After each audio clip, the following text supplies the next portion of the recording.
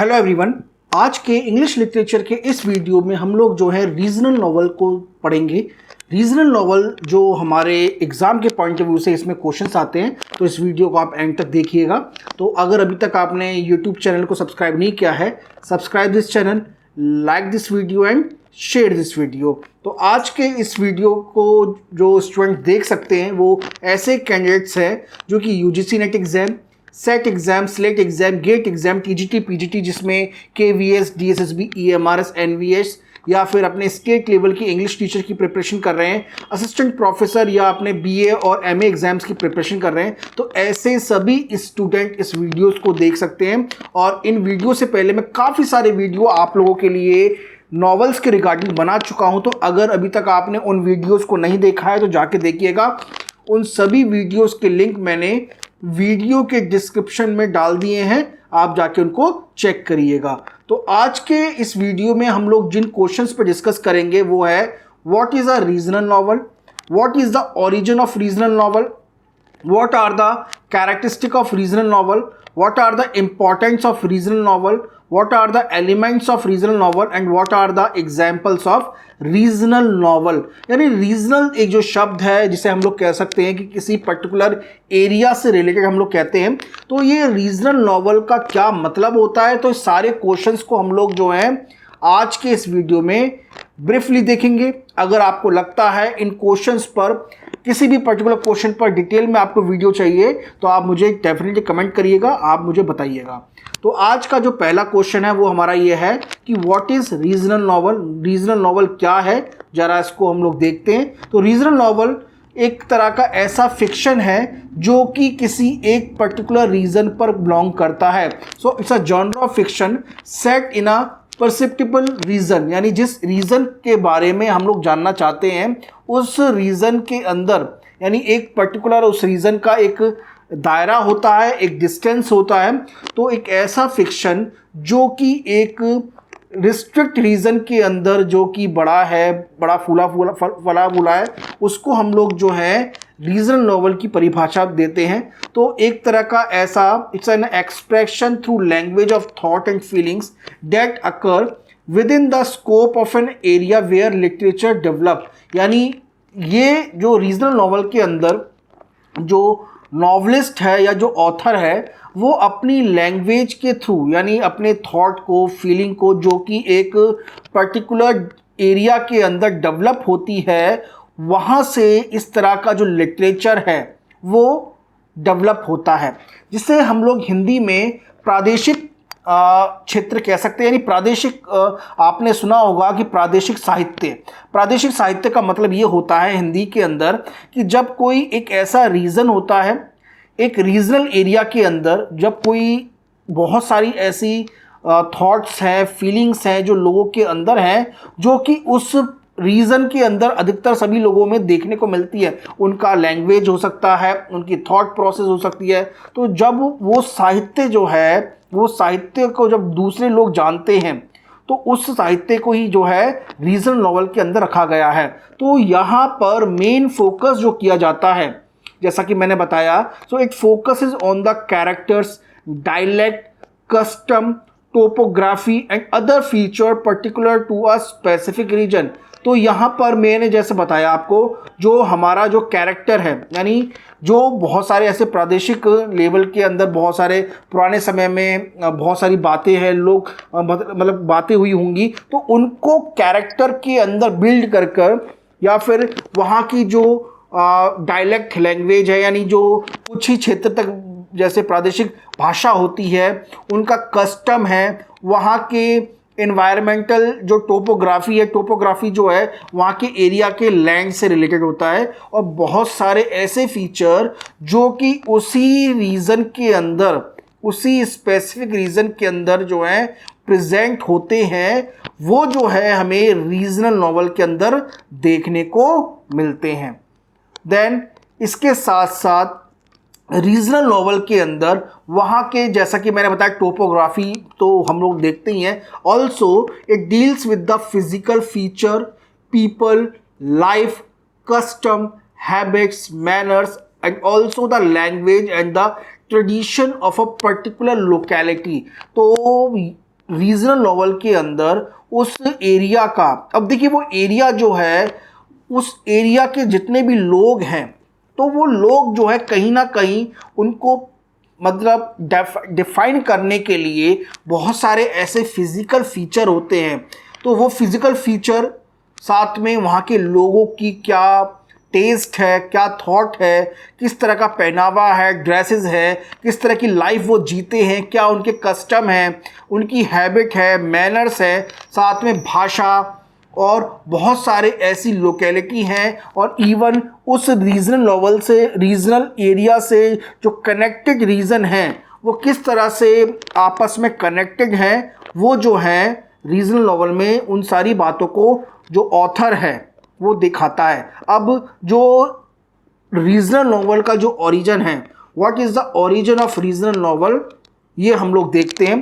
तो ये regional novel जो है ख़ास तौर से पर्टिकुलरली जो है, जो आयरिश और स्कॉटिश राइटर्स थे 19th सेंचुरी में, उन्होंने वहाँ के एरिया के बारे में इतना लिखा कि वो नॉवल का एक अलग से जॉनरा क्रिएट करना पड़ा। तो the origin can be found out in the writing of the Irish and the Scottish writer in the 19th century. तो देखिए यहाँ पर तो हम लोग केवल इंग्लिश लिटरेचर की बात कर रहे हैं, पर अगर हम लोग जो है हिंदी के अंदर भी देखें, हिंदी साहित्य के अंदर भी देखें, तो बहुत सारे ऐसे हिंदी के भी कवि हुए हैं जिन्होंने भारत के बहुत सारे ऐसे छोटे छोटे क्षेत्र में रहते हुए वहाँ के लोगों के बारे में, और वहाँ की जो लोग हैं किस तरह से अपना पहनावा पहनते हैं, वहाँ पे किस तरह के कस्टम हैं, तो वो देखने को मिले। बट इंग्लिश लिटरेचर के अंदर ख़ास तौर से आयरिश और स्कॉटिश राइटर, जो कि जो यूके का जो एरिया है, मतलब हमारा जो मतलब यूनाइटेड किंगडम के जो आसपास का जो एरिया है, क्योंकि इंग्लिश लैंग्वेज जो थी स्टार्टिंग में 11 से 10th से 11th सेंचुरी के आसपास जो थी, ये एक लैंग्वेज नहीं थी, बल्कि ये एक डायलैक्ट थी। तो वहाँ की एक प्रादेशिक भाषा थी अंग्रेजी भी। तो वो धीरे धीरे आयरिश और स्कॉटिश राइटर ने वहाँ के जो 19th सेंचुरी के अंदर काफ़ी ऐसा लिखा।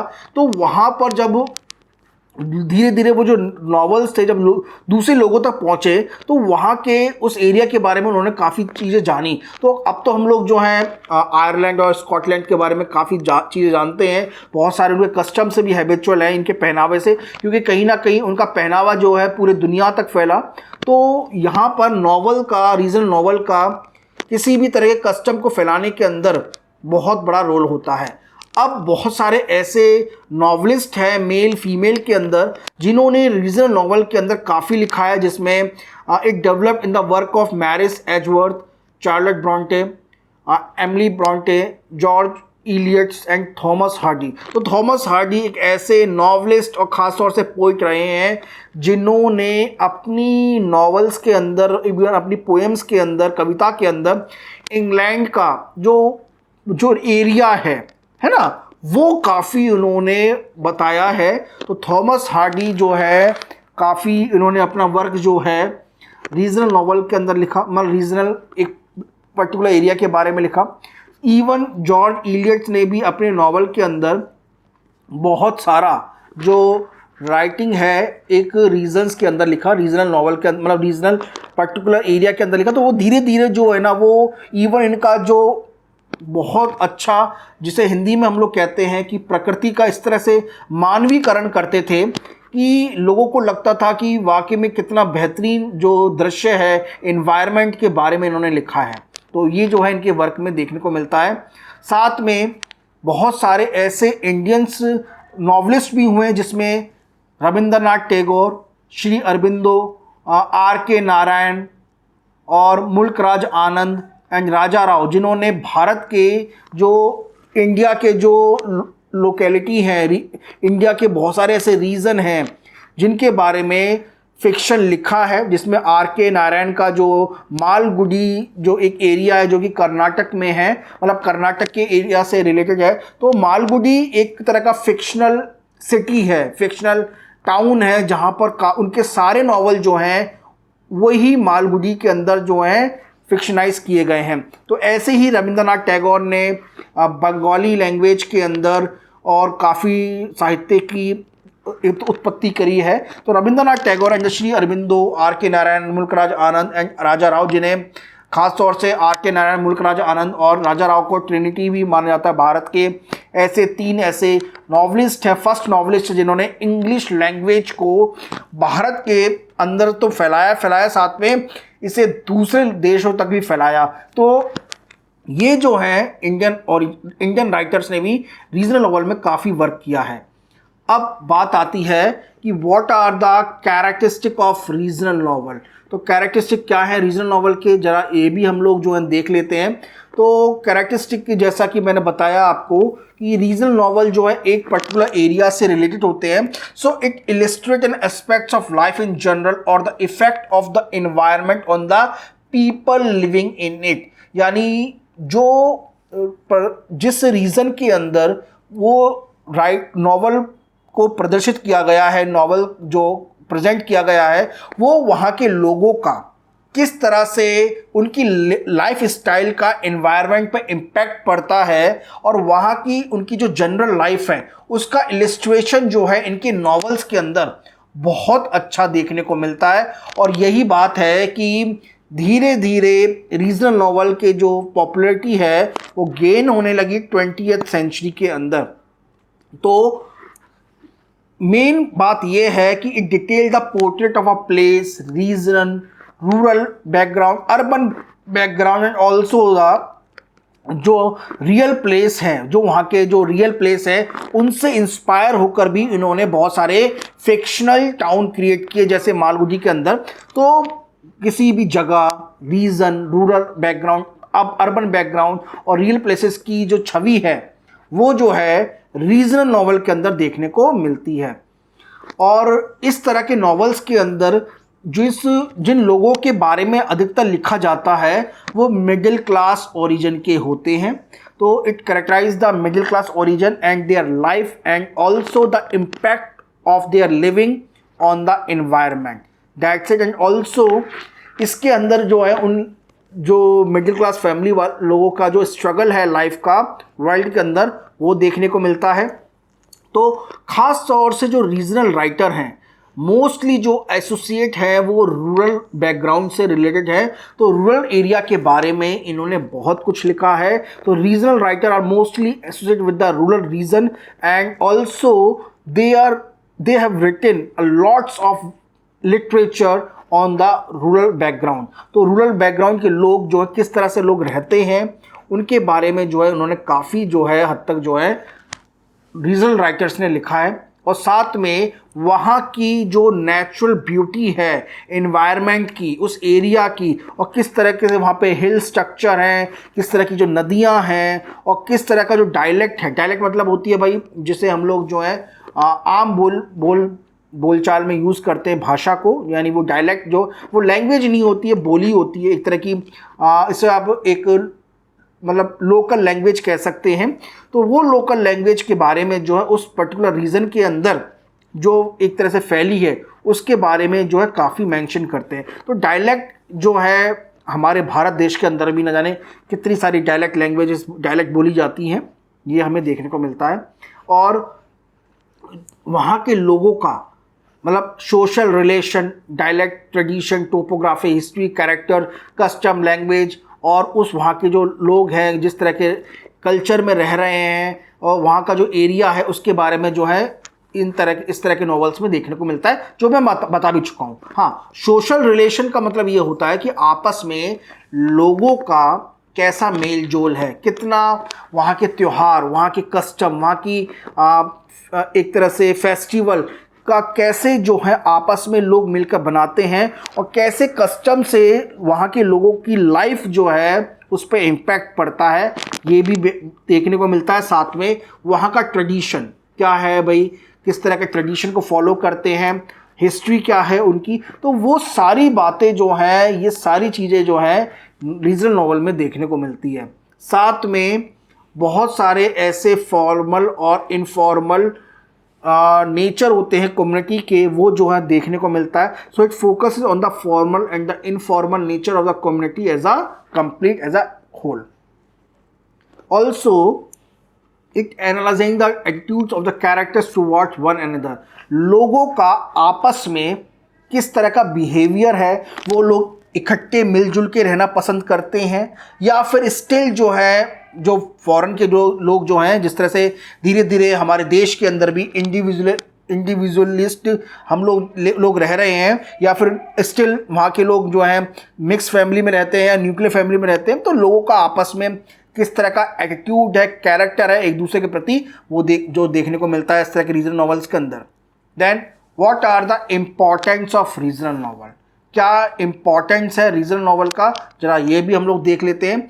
तो रीजनल नॉवल जो है एक पर्टिकुलर एरिया को कुल मिलाकर जिस तरह का डेवलपमेंट है वहाँ के लोगों का आपस में, मतलब regional novel play a role in the development. तो रीजनल नॉवल का बहुत बड़ा रोल है उस एरिया के डेवलपमेंट के अंदर, खास तौर से वहाँ के लैंग्वेज डेवलपमेंट में, कॉग्निटिव डेवलपमेंट में, पर्सनैलिटी डेवलपमेंट में और साथ में सोशल डेवलपमेंट के अंदर।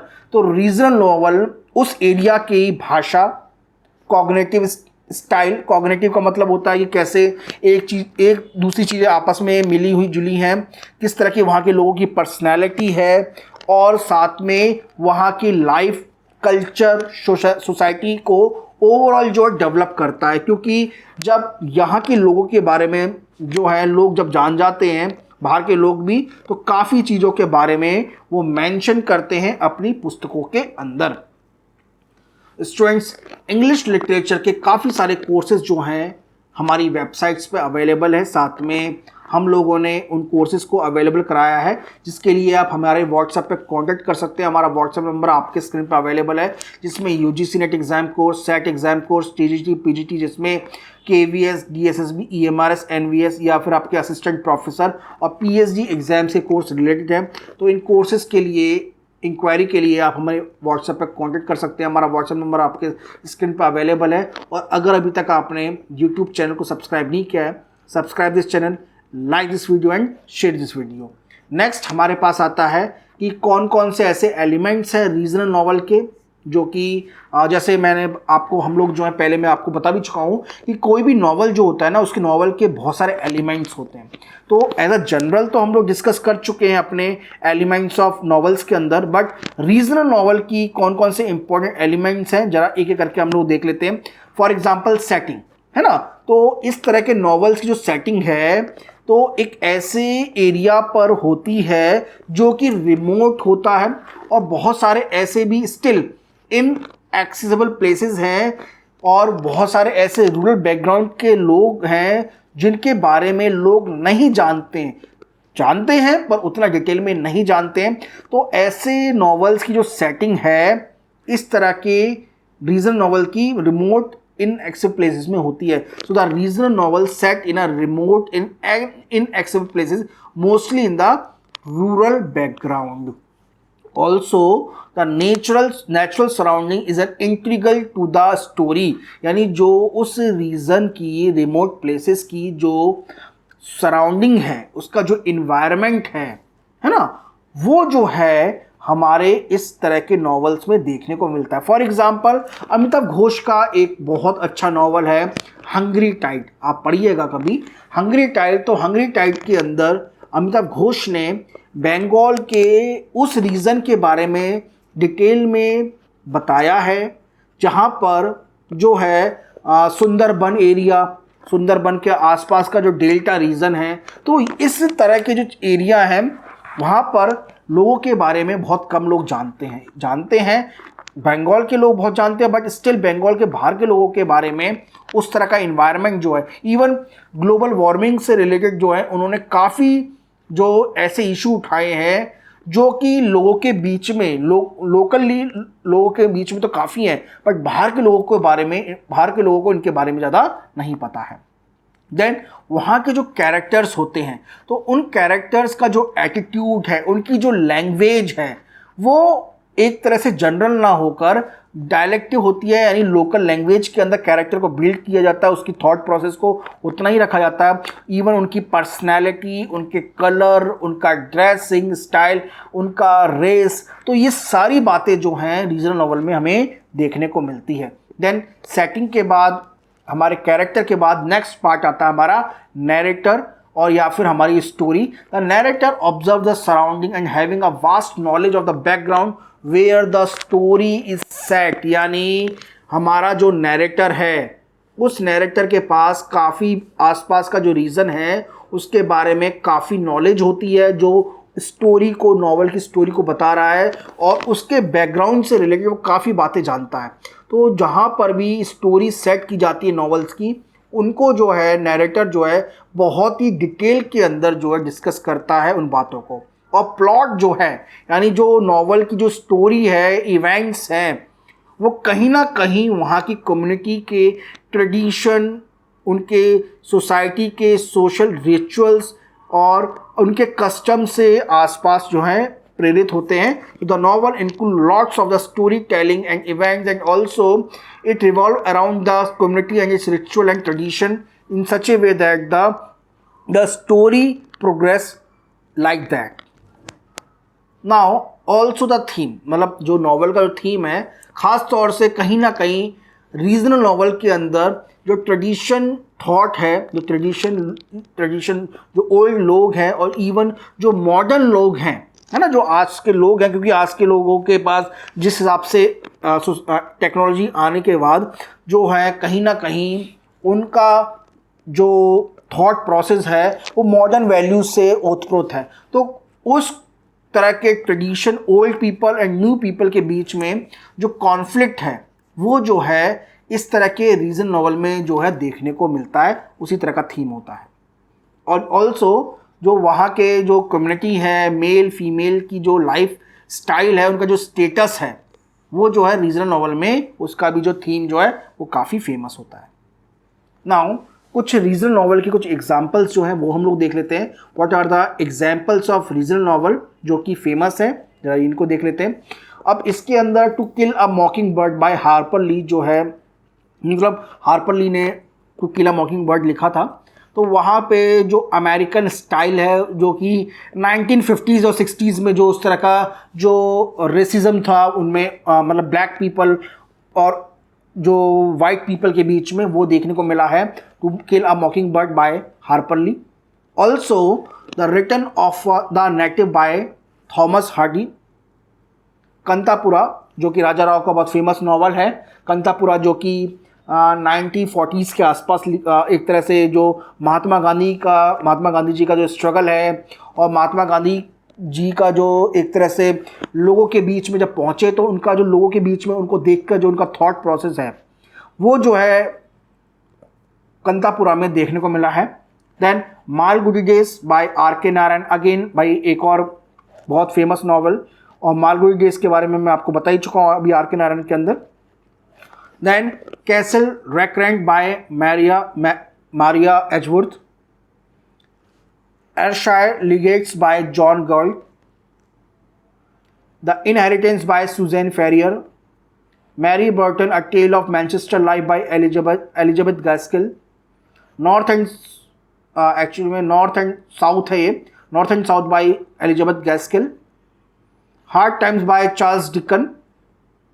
Shirley by Charlotte Bronte and the warden by Anthony Trollope. Okay, तो ये कुछ ऐसे नॉवेल्स हैं जो कि रीजनल नॉवल के अंदर ये आते हैं। तो आई होप आपको इसके बारे में मैं इस वीडियोस में तो मैंने बताया, साथ में इनके वीडियोस, अगर आपको इन नॉवेल्स के बारे में डिटेल में डिस्कस करना है तो मुझे बताइएगा, कमेंट करिएगा, मैं आपको ज़रूर बताऊँगा।